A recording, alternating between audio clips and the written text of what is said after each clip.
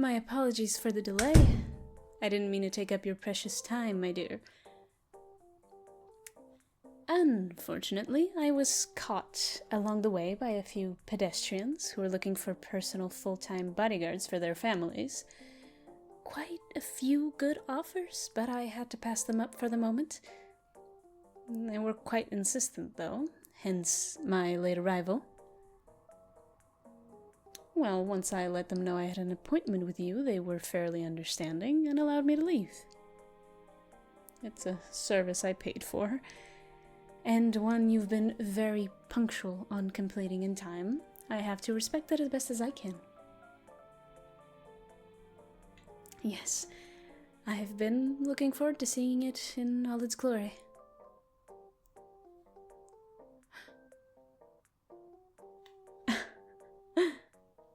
I am beyond speechless.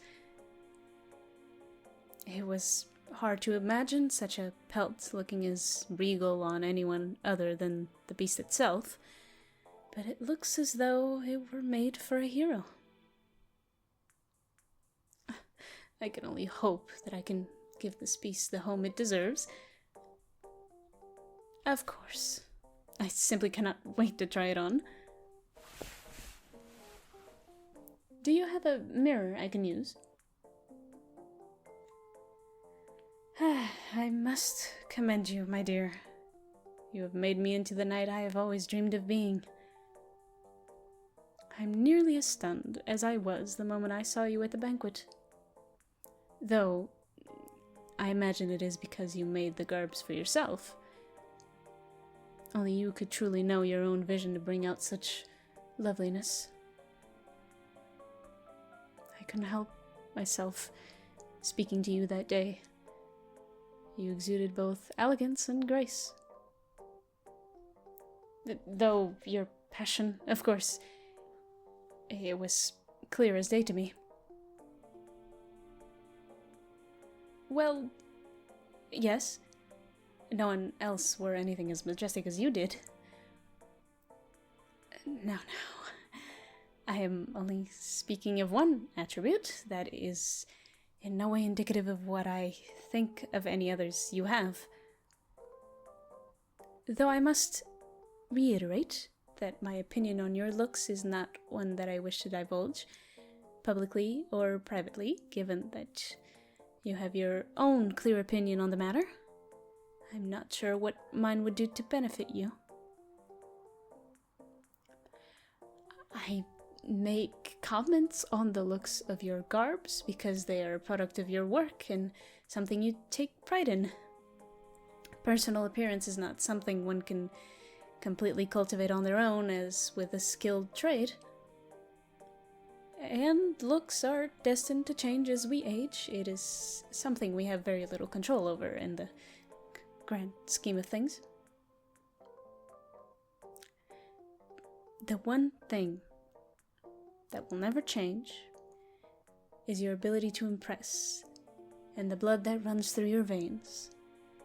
No one could ever deny your nobility, in blood or in skill. Well, I have an opportunity to show off at least one of those at the wedding.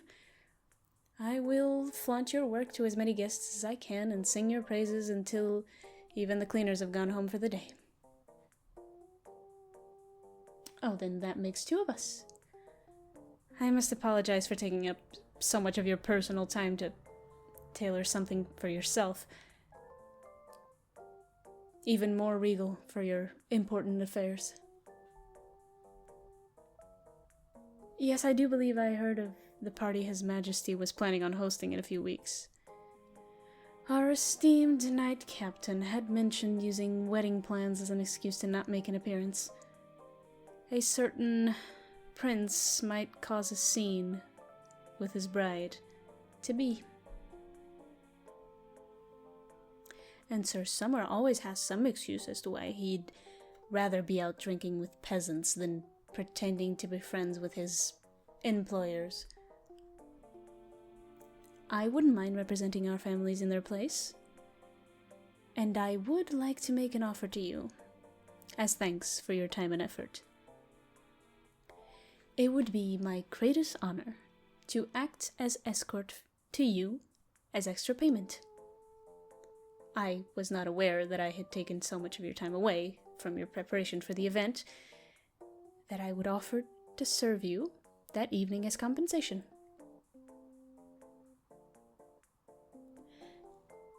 Your safety is one concern, of course. Should there be any ferocious beasts that prey upon the unsuspecting noble's pockets under the cover of night, you may find yourself wanting someone at your side to dissuade them. Of course, I speak of people like my peers, but I suppose bandits too. Dame Fabbard is not so stupid as to waste the opportunity she has been given. If she can catch the eye of someone who can allow her to live comfortably for the rest of her life, she would most certainly take it. Even so, it is standard practice for our families to fulfill our duties of knighthood regardless of our own personal wealth. However, retirement will be much more pleasant with more to live off of. I suppose being hired by those of greater wealth than me would help me pave the way there on my own, but my offer to you is without monetary compensation. No strings attached. Oh no. An event such as this is no place to show off your work. It's a bit lacking in class to reveal something so grand for such a simple occasion. But fear not. I have formal garbs to wear for the occasion. But perhaps, regardless of my outfit of choice, I can promise that I will do my work diligently. You may enjoy the event without any worry of miscreants ruining your night. Well, best that you can. I understand the distaste for these sorts of get-togethers. More often than not, they are a waste of time. Oh? Is there something much more exciting about this one?